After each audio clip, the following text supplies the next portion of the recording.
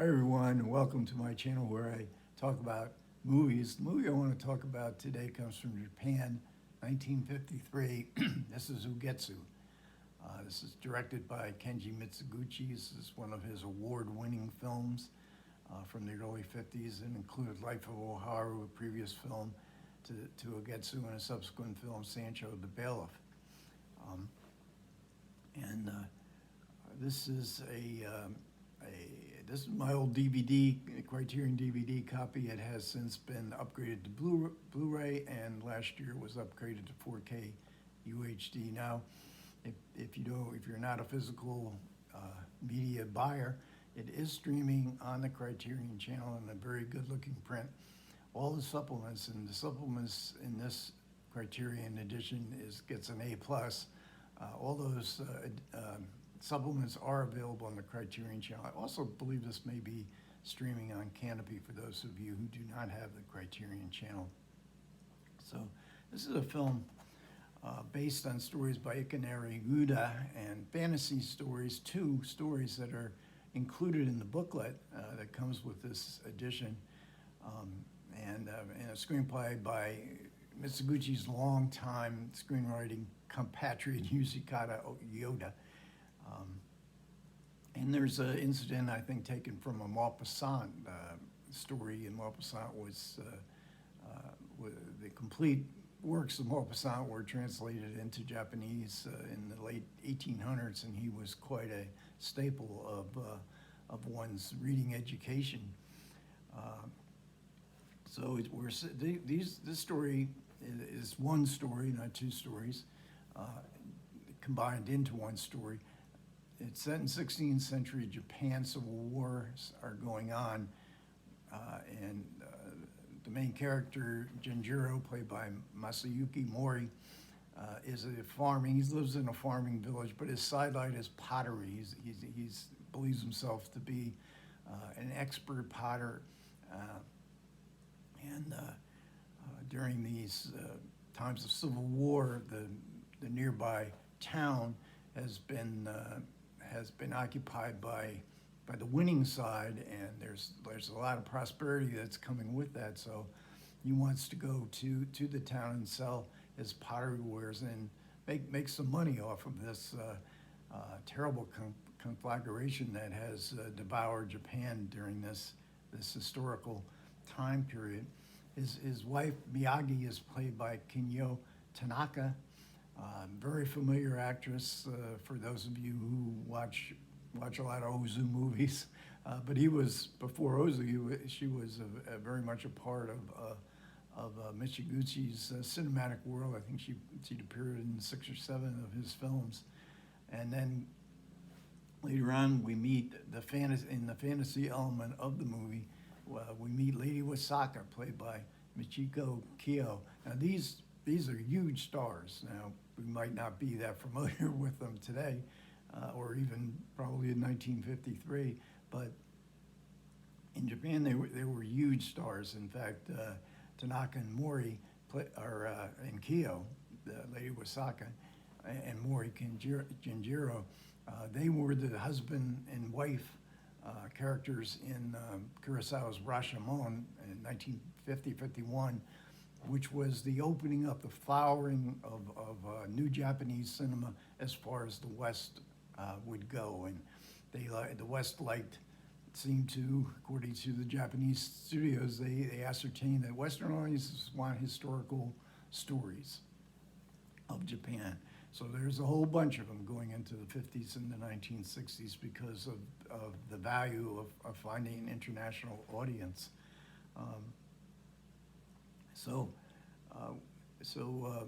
Genjiro and his younger brother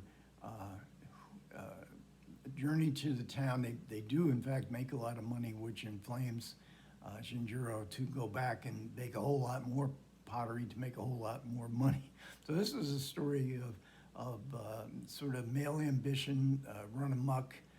Genjiro wants to be recognized as a great potter, and he also wants a lot of money. It's very clear that he doesn't believe that there's any happiness in life unless he has money, even though he's very happily married to Miyagi. But as men tend to do, they want more than that. They want recognition, and they want wealth. And Jinjiro's younger brother, who's sort of a half-wit and supplies some comic relief, in a sense, to the film, he wants to become a samurai. This is just a dream of just too fantastical. But he also goes to the town. They visit it again. The family both families. The brother also has a very loving and long-suffering wife, but the family becomes fractured. And this is where the fantasy element comes into play, as Jinjiro, while he's in the town selling his wares, one of his customers comes up, and she's a beautiful aristocratic type woman with her mother. They want to buy wares. They invite him back to their home. But this is the fantasy element of the film. Lady Wasaka is an enchantress, and I'll leave it at that. So there's many themes here in this film. Certainly, the plight of women. This is a theme of Mizoguchi from the 1930s on, of how women have to suffer for the male ego run amok, people that they marry, but also in a larger scale. It's the women that are basically going to suffer. They're the most vulnerable, but there's also a theme that would have struck very deeply into Japanese audiences at the time, is this critique of the militarism of the 1930s, and how it did indeed fracture families and cause so much destruction, but especially as far as the women that are left behind, while the men go out to war. The men leave them and go out to war. And Mizoguchi's technique, he is one of those directors who is a long take, tracking shots, a lot of pan shots. The cinematographer here, Kazuo Miyagawa, he said about 70% of this movie is crane shots. So the camera is always on the move. This in contrast to somebody like Ozu, who never moved his camera. Mizoguchi was always moving his camera, following villagers, following events, without minimal amount of cuts. Sometimes scenes would be just one long tape, so you don't get the cutting back and forth. It can create a hypnotic effect, especially with Mizoguchi. Mizoguchi is one of the great directors of this kind of technique, which he called scrolling. So there are ancient Japanese stories were often told in scrolls, where you would slowly unwind the scroll, and the pictures would tell the story, and it would be like in a fluid motion. And this really comes into play in the fantasy element with Lady Wasaka, where the camera, it seems, there are cuts, but they're sort of invisible cuts where we go from day to night. We go from inside the apartment to a spring. This is a very in which Shinjiro discovers the alluring power of sexual desire. Another aspect of the male ego that Mizoguchi, prone to that in his own life, is very critical in his films. And talking about pan shots, the final pan shot, or in the final scenes, there is just a magical, probably the most magical panning shot I've ever seen in the movies. There's a lot here. Mizoguchi really was a perfectionist as an artist. Everything had to be right. They would change the dial. Him and the screenwriter Yoda would change dialogue. It drew the actors mad, but the respect that they had for Mizoguchi was so great. Now these are great actors here. Michiko Kyo was probably at this time the most popular Japanese actor. So we're seeing these when we see these films in the United States, we, even though certainly Tanaka I recognize right away, and Mori and Kyo from Rashomon. But nevertheless, that you don't have the same feel that the Japanese audience would have. We're seeing major stars here that cinema goers either worship or greatly admire. And strangely enough, Mizoguchi did not really care for Ugetsu. He thought it didn't turn out right. He had to make compromises. And this is another thing that we sometimes miss when we watch foreign films, is that there's commercial or decisions are made in a film due to commercial considerations, especially from the studio. The studio head of Dai Studios, which Mizoguchi worked in, and I think all his post-war work. Mizoguchi really respected that man, and they got along well. So Mizoguchi would have to compromise a bit, and we learn of a compromise. Probably the major compromise that probably disappointed Mizoguchi the most was the secondary story of the brother.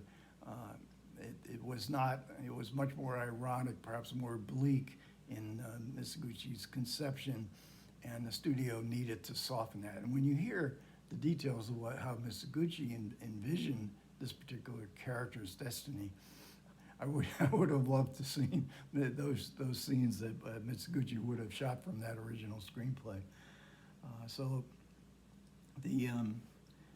This is one of the great Criterion releases back. You probably don't see these anymore. This is a digi book. We get the film. This is of course DVD version. I think if you get the 4K, you get the Blu-ray and the 4K nowadays. And there's a great documentary on Mizoguchi, and this is directed by Kanedo Shindo, who is sort of of the same era as Mizoguchi. You might know him mostly for directing Onibaba, which is in the Criterion collection. I believe streams on their channel. And this is just a really unusual, 2 hours, over 2 hours long, and it delves very much into Mizoguchi's life, and it really does provide a sort of a context to see how personal these films were to Mizoguchi, and you get to learn all about his techniques from interviews with all the collaborators. There's some just awesome stories in this 2-hour documentary. And then there's an audio commentary with Tony Raines. This is an A+ audio commentary. You can learn so much. He's scene specific, all about the career of Mizoguchi, all about the career of all the great stars in this movie, and he does it in such his style is about as fluid as Mizoguchi's camera movements. And then you get an interview with Masahiro Shinoda, who was like the next generation of Japanese directors, the Japanese new wave. And it's about a half an hour, and he's just brilliant in discussing Mizoguchi's films, how the art of Mizoguchi, and especially the influence that Mizoguchi had on Shinoda. So here's a very hefty booklet with an essay by Philip Lapat, and we get the 2 stories that this film is based on. Okay, so thanks a lot for everybody listening. This is a great film. This is something that I think everybody, this and Sancho the Bailiff, maybe The Life of O'Hara, which is really bleak, but I highly recommend this edition and this movie. Okay, thanks a lot for everybody who managed to listen. I do appreciate it. Comments are welcome. Take care.